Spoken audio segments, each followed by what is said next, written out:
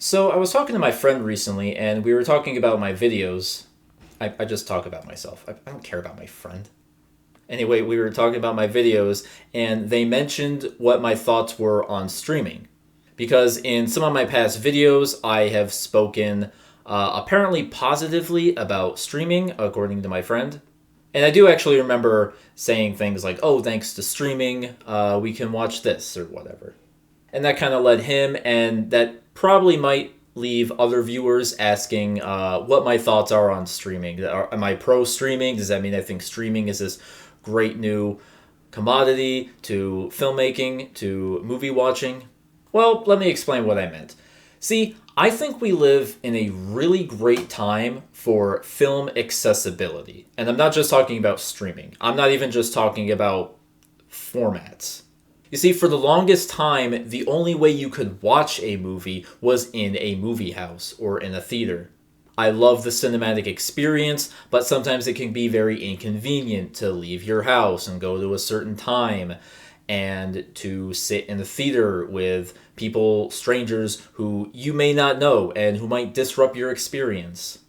Also, you don't really get to pick the movies. If there's a classic movie you haven't seen you really want to see, you have to wait till it comes to a theater playing near you.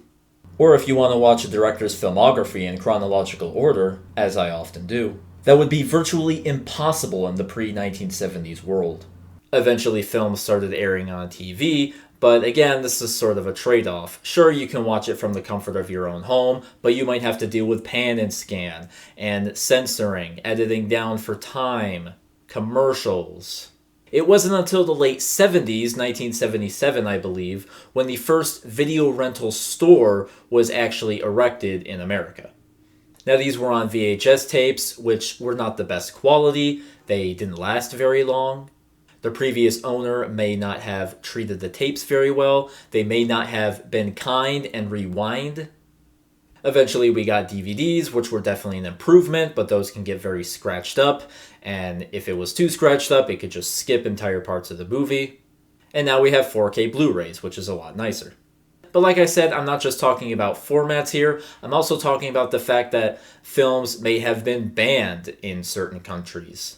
Films from countries may not be released in other countries, in your country, America, for a very long time. Jean Dielman took 8 years to come to the States. And even then, wasn't that easy to access.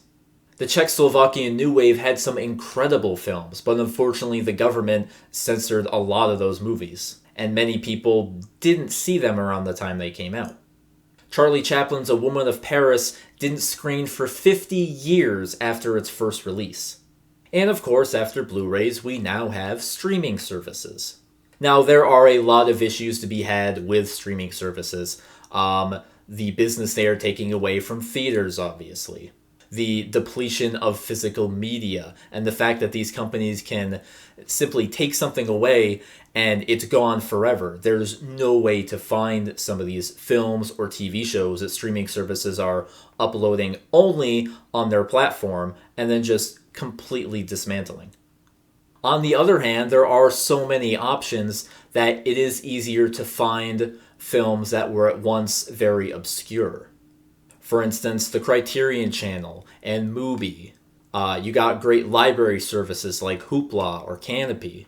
Even HBO Max, I believe, had some Akira Kurosawa and Yasujiro Ozu. I'd have to fact check that, but I'm pretty sure I was browsing and I saw Ikiru on there, which is that really surprised me. This might be heresy for a film lover to say, but I actually prefer watching movies at home than I do in a theater. Or rather, I prefer the convenience. I'm a natural reclusive. Like I was mentioning earlier, you have to go out to a theater, you have to watch the film at their time, you have to watch it in a crowd of people who may not respect your experience. You have to watch countless obnoxious ads now, even though you paid for this experience. And don't get me wrong, I think many films, the best way to enjoy them is to watch them in a theater, on a giant screen with surround sound. I think even the fact of going out and watching it in a new place does kind of make it special. However, if you have a really good home theater setup, which I believe I do, there's really nothing wrong with watching films at your own place. My thoughts are that the convenience simply appeals to people. They come home after a long, hard day at work. They just want to relax. They want to unwind. They don't want to go out somewhere and spend a bunch of money, sit in a crowded theater with people who are making a bunch of noise and not appreciating what they're watching. And while this attitude is detrimental to the theater experience, I also think this is giving more people opportunities to watch more films than they were able to before. I have to leave my house for a 3-hour, 4-hour movie. Oh, I can just watch it in the comfort of my own home. And okay, I know those examples are ones that are best experienced on a big screen. But again, if you have a good home setup, it should be fine. Also, if they're new watches, I think it's fine to experience it first on your home screen, and then really liking the movie and wanting to experience it in a different setting, in a better setting. So what is my stance on streaming? I see pros and cons to it. It can be detrimental to the cinematic experience, but it is also giving more people opportunities to watch films that they wouldn't have seen otherwise. And that's the whole point of my channel, is just trying to get people to watch these movies. That's all I really want. And as long as they're discovering these new films, I'm happy. I've done my job. That's why I'm so critical of these people who claim to be cinema masters and make these hour-long rant videos on YouTube. They claim to be fighting for true entertainment. They don't say art, but they say entertainment. Yet they've never seen a film outside of their own country or made before the 1980s. And it makes my blood boil because you have no excuse anymore. These films are so much easier to watch. You have no excuse not to see the films of Federico Fellini or Ingmar Bergman or Andrei Tarkovsky.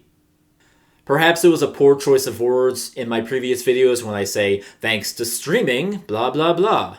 Because really it is more than just streaming. It's film accessibility as a whole is so much easier nowadays.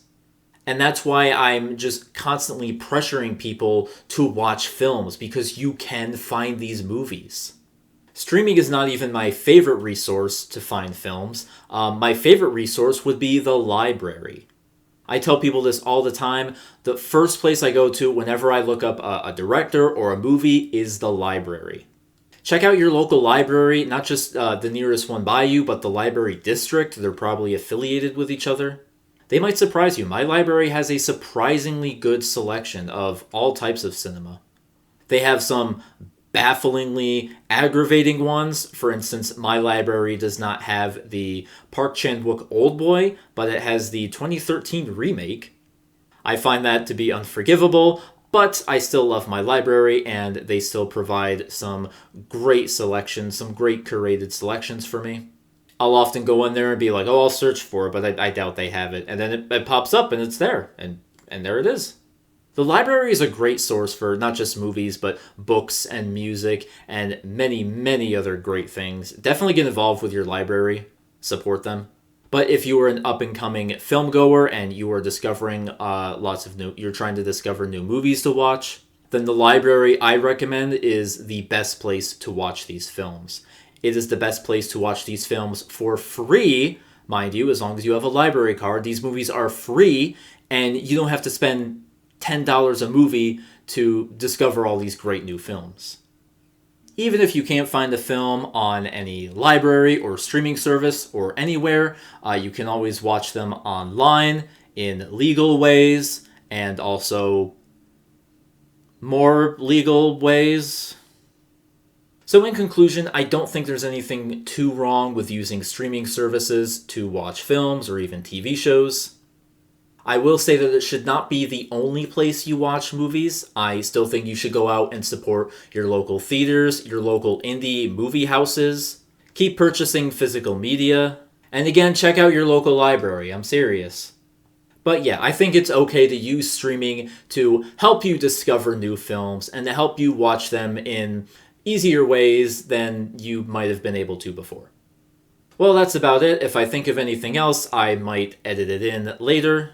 Or leave a comment if you have any questions for me, you want me to clarify something a little more, or you want to challenge me on my beliefs and tell me I'm stupid and that I'm a cinema poser.